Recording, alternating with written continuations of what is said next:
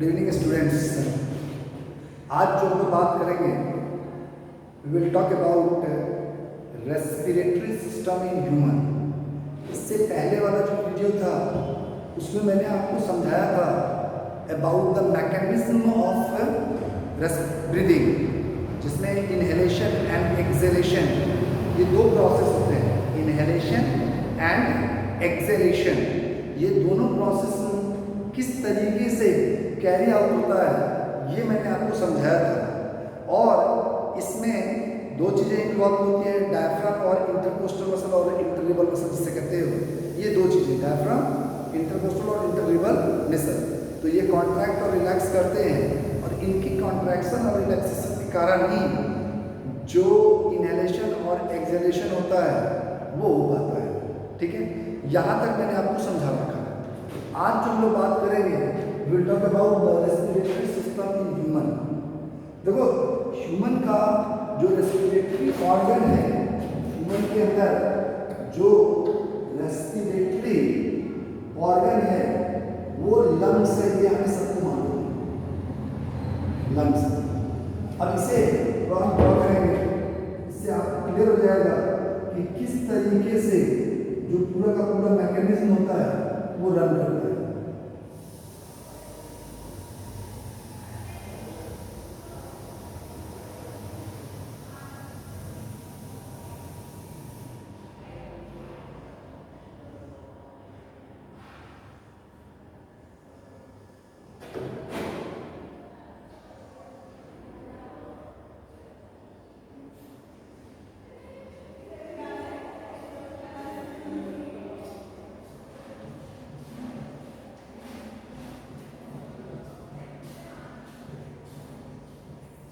अब यहाँ पे आप गौर करना, होता क्या है, ये आपका जो ओपनिंग है, that opening through which air enter is called as nostril.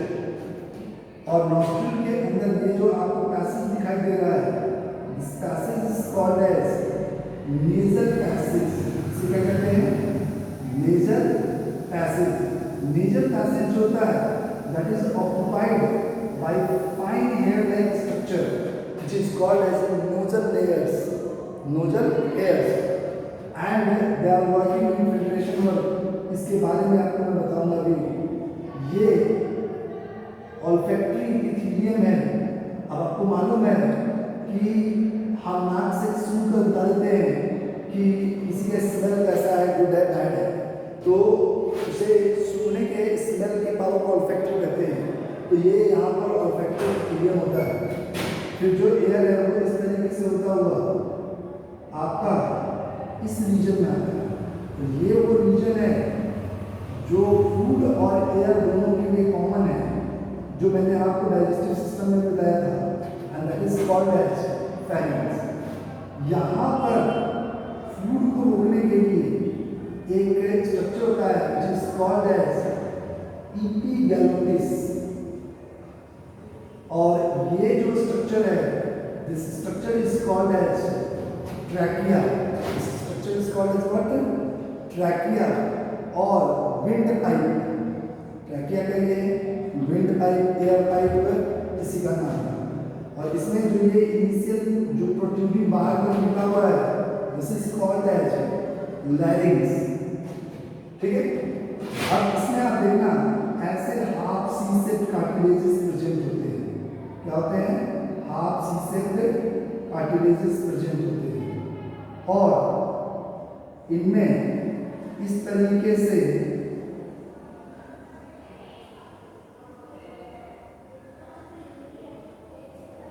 ये ब्रांचेज में ब्रेक करते हैं और फाइनली एल्वियोली जिसके साथ अटैच होता है।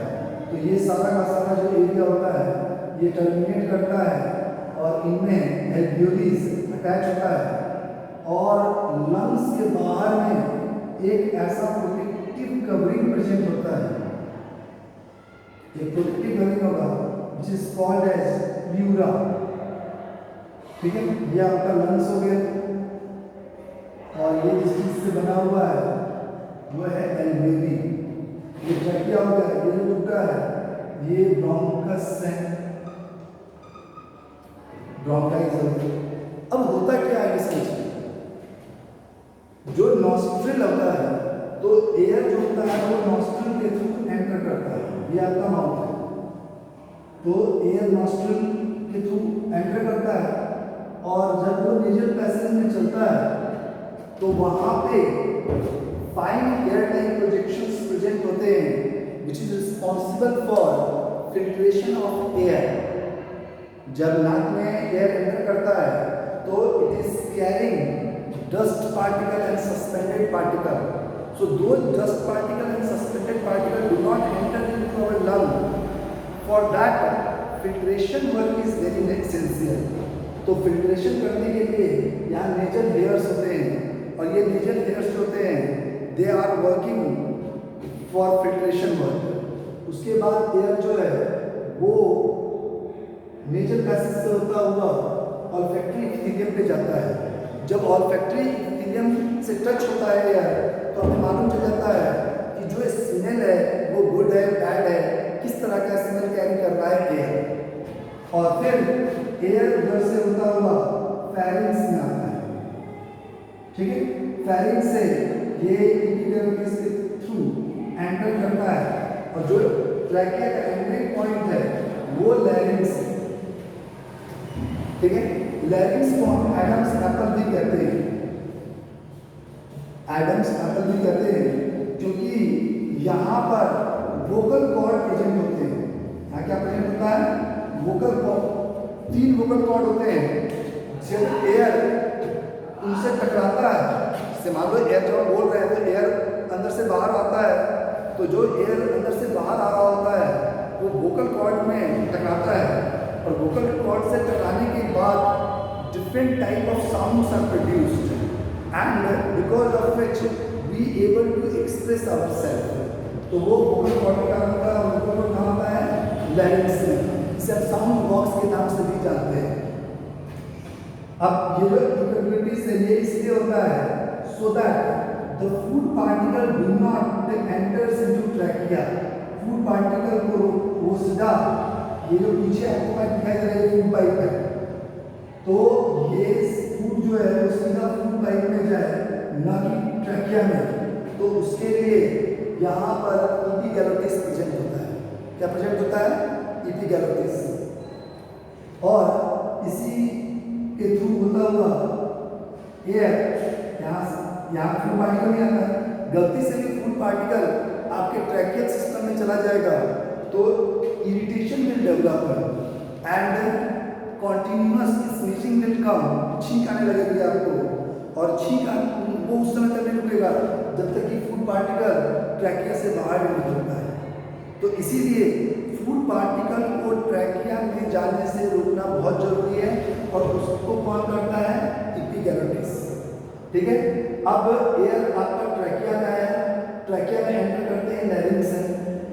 अब एक बात देखो, जो हमारा ट्रैकिया है ये फ्रंट में ये ट्रैकिया है, तो ट्रैकिया के अंदर यदि आप उंगली ऐसे डाल दो तो आपको रिंग लाइन स्ट्रक्चर आपको दिखाई देगा। सी सेट कार्टिलेजेस होते हैं, हाफ रिंग सेट स्ट्रक्चर होते हैं कार्टिलेजेस के, वो प्रेजेंट होते हैं। तो ट्रैकिया के अंदर सी सेट कार्टिलेजेस के प्रेजेंट होने का कारण ये होता है कि मान लीजिए जब ट्रैकिया में कम एयर हो या एयर न हो, उस समय ट्रैकिया के वॉल कोलैप्स न कर जाए, तो कोलैप्स न कर जाए इसको रोकने के लिए सी सेट कार्टिलेजेस होते हैं, ये जो सी सेट कार्टिलेजेस हैं, हाफ रिंग कार्टिलेजेस ये होते हैं and they do not allow the trachea to collapse, they do not allow the trachea to collapse. तो इसलिए ये सी सेट कार्टिलेजेस होते हैं। अब ये एयर ट्रैकिया से होता हुआ ब्रोंकस में जाता है, दो में बढ़ गए ब्रोंकस, फिर ये प्राइमरी सेकेंडरी और टर्सरी ब्रोंकस में टूटता है और जो टर्सरी ब्रोंकस होता है वो टर्मिनेट करता है एल्वियोली से। कैसे में टर्मिनेट करता है, एल्वियोली में। एल्वियोली वो एक्चुअल प्लेस है, एल्वियोली वो एक्चुअल प्लेस है जहाँ पर एयर जाता है एंड इसके चारों तरफ ब्लड वेसल्स प्रेजेंट होते हैं और वहाँ पर ब्लड कैपिलरी के थ्रू एक्सचेंज ऑफ गैसेस होते हैं। एयर का जो ऑक्सीजन होता है, क्योंकि एयर जो हमने इनहेल किया है उसमें ऑक्सीजन का जो परसेंटेज होता है, पार्शियल प्रेशर जो होता है वो हाई होता है, और हाई होने के कारण क्या होगा कि air will move from lungs to blood, और ब्लड में क्योंकि वहाँ पे जो ब्लड आ रहा है वो डीऑक्सीजनेटेड है, तो डीऑक्सीजनेटेड होने के कारण क्या होगा, जो CO2 है उसका परसेंटेज वहाँ ज़्यादा है, तो CO2 का परसेंटेज ज़्यादा होने के कारण ब्लड में partial pressure of the CO2 will be high in comparison to alveoli. तो जो CO2 है वो ब्लड से एल्वियोली में आ जाएगा, और एल्वियोली से वो फिर आपके नॉस्ट्रल से बाहर रिलीज कर दिया जाएगा। तो ये चीज़ मतलब जो एक्सचेंज एक्चुअली में होता है गैसेस का वो एल्वियोली पे होता है, कहाँ होता है एल्वियोली, और जो ये एल्वियोलीज है ये एल्वियोलीज कलेक्टिवली मिलकर लंग्स कहलाते हैं। तो मैंने को आपको जब रेस्पिरेटरी सिस्टम पढ़ाया था तो मैंने आपको बताया था कि चाहे कोई भी रेस्पिरेटरी ऑर्गन हो वो इस तरीके से डिजाइंड होता है कि वो मैक्सिमम सरफेस एरिया प्रोवाइड कर सके। जब मैं कहता हूँ कि मैक्सिमम सरफेस एरिया प्रोवाइड कर सके तो इसका मतलब क्या है समझो।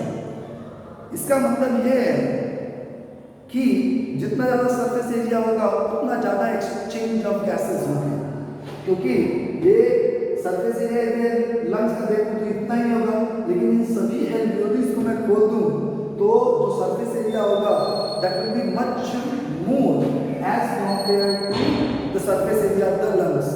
तो इसीलिए एल्वियोली का प्रेजेंट होना जरूरी है, and alveolis are responsible for increasing the surface area. ये किसमें रिस्पॉन्सिबल होता है, for increasing the surface area, और जितना ज़्यादा सरफेस एरिया होगा उतना ज़्यादा एक्सचेंज ऑफ गैसेस होंगे। ठीक है, अब इस लंग्स के जस्ट बाहर में एक स्ट्रक्चर होता है जिस called as pleura. Pleura is the protective covering of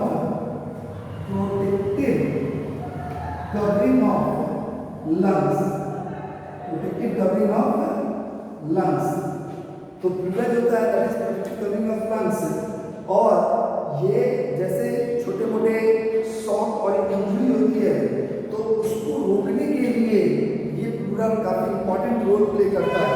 यदि प्लूरा ना हो तो छोटे मोटे चोट से आपके जो एल्वियोली और लंग्स हैं वो डैमेज हो जाएंगे, and that is very injurious for us. तो उस चीज को प्रोटेक्ट करने के लिए प्लूरा होता है, और इनके बीच में एक फ्लूइड होता है, that fluid is basically pleural fluid that is responsible for absorbing the small shock and injury so that the lungs can be protected by that. So this is how the respiratory organ works. ठीक है, तो ये किस तरीके से सारा कुछ होता है ये आपको समझ में आना चाहिए। अब देखो मैंने यहाँ आपको एक बात कही थी कि एल्वियोली वो प्लेस है, मान लीजिए ये एल्वियोली, तो एल्वियोली के चारों तरफ ब्लड वेसल्स होते हैं। यहाँ पे क्या होते हैं, ये ब्लड है। अब जो ब्लड होता है तो एयर आपका ये एयर है जो एंटर कर रहा है। अब जो एयर एंटर करता है उसमें जो पार्शियल प्रेशर होता है ऑक्सीजन का, जो परसेंटेज ऑफ ऑक्सीजन होता है वो काफी ज्यादा होता है in comparison to the carbon dioxide.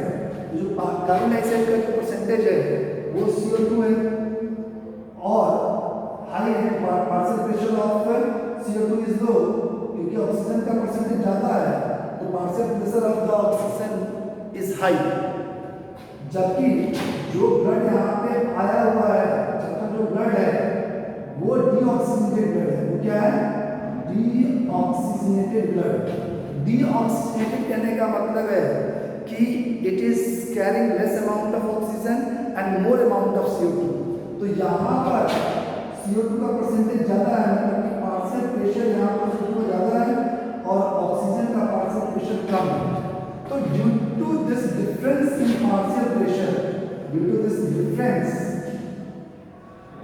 In partial pressure, due to this difference in partial pressure, जो CO2 है यहाँ पे CO2 का परसेंटेज ज़्यादा और पार्शियल प्रेशर ज़्यादा है, so it will enter into alveoli, और एल्वियोली में जो ऑक्सीजन है उसका पार्शियल प्रेशर ज़्यादा है तो it will move into blood. ठीक है, तो इस कारण से जो आपका एयर यहाँ पे आ रहा है तो जो एयर इनहेल हम करते हैं, इनहेल एयर, यदि हम उसमें देखें तो जो ऑक्सीजन होता है वो 21% होता है और जो CO2 होता है वो आपका 0.003%, जबकि नाइट्रोजन जो होता है वो आपको मालूम है 78%। ठीक है, जब आप एक्सेल्ड एयर की बात करेंगे, जो एक्सेल्ड एयर है तो एक्सेल्ड एयर जो होगा तो वहां पर जो ऑक्सीजन होता है वो घटके 16% रहता है और जो आपका CO2 है वो 4% के आसपास रहता है, जबकि नाइट्रोजन में कोई चेंज नहीं आता है, नाइट्रोजन 78% ही रहता है। तो केवल चेंज किसमें आया? ऑक्सीजन एंड CO2 में। नाइट्रोजन और अदर जो गैसेस हैं उनकी कंपोजिशन में कोई चेंज नहीं आता है। तो इसीलिए हम कहते हैं कि एयर हम इनहेल आउट करते हैं और एयर ही एक्सहेल आउट करते हैं। केवल जो परसेंटेज ऑफ कार्बन डाइऑक्साइड और ऑक्सीजन होता है वो चेंज हो जाता है because of the difference in the partial pressure which is the air which is entering into the alveoli and the gases CO2 or H2O which is present into the blood. So this due to the difference in the partial pressure, by the process of diffusion, the exchange of gases will take place and the blood which will be moving from this place will be oxygenated blood. जो blood अब वहाँ से निकल रहा होगा alveoli से, वो blood oxygenated blood होगा, उसमें ज़्यादा परसेंटेज ऑफ ऑक्सीजन होगा। तो ये चीज़ें होती हैं जिससे the exchange of gases take place in the lungs. Lungs के अंदर जो एक्चुअल प्लेस है जहाँ पर एक्सचेंज होता है वो एल्वियोली है। So this way the exchange of gases take place in the lungs. तो आपको ये समझना आना चाहिए कि किस तरीके से एक्सचेंज ऑफ गैसेस होता है। ठीक है, अब यहाँ पर एक छोटी सी बात आपको और जानना है अबाउट द ब्रीदिंग रेट। देखिए एक बात समझिए, जब हम कोई फिजिकल एक्सरसाइज करते हैं, ठीक है, तो जब हम कोई फिजिकल एक्सरसाइज करते हैं तो हमारी जो ब्रीदिंग रेट होती है वो इंक्रीज जाती है। जो नॉर्मल स्टेट में हम रहते हैं, ठीक है, जब कोई फिजिकल एक्सरसाइज नहीं कर रहे हैं तो जो हमारा रेट ऑफ ब्रीदिंग होती है वो 15 to 18 टाइम होती है। तो जो नॉर्मल ब्रीदिंग रेट है वो 15 to 18 टाइम्स है। लेकिन जब हम कोई फिजिकल एक्सरसाइज करते हैं तो उस समय हमारे बॉडी में ऑक्सीजन ज़्यादा चाहिए होता है ताकि वो कंप्लीटली फूड को ब्रेक डाउन करके large amount of energy release कर सके, ताकि उस एनर्जी की मदद से हम किसी फंक्शन को परफॉर्म कर सकें। तो इसलिए रेट ऑफ ब्रीदिंग जो होगी वो इंक्रीज कर जाती है। जब आप कोई फिजिकल एक्सरसाइज करेंगे तो आप देखना जो रेट ऑफ ब्रीदिंग होगी वो इंक्रीज हो जाएगी। That means it will be more than 15 to 18 times and this is done so that the requirement of oxygen in the body can be met. Because when you are doing the physical exercise, your body requirement for energy is very high, and for meeting those energy requirement, you need what? You need a large amount of energy to be released in your body, and that will be possible only when the food will be broken down completely by the aerobic respiration. और aerobic respiration के लिए आपको oxygen की जरूरत होगी large amount में। तो इसी चीज को मीट करने के लिए जो रेट ऑफ ब्रीदिंग होती है वो फास्ट हो जाती है।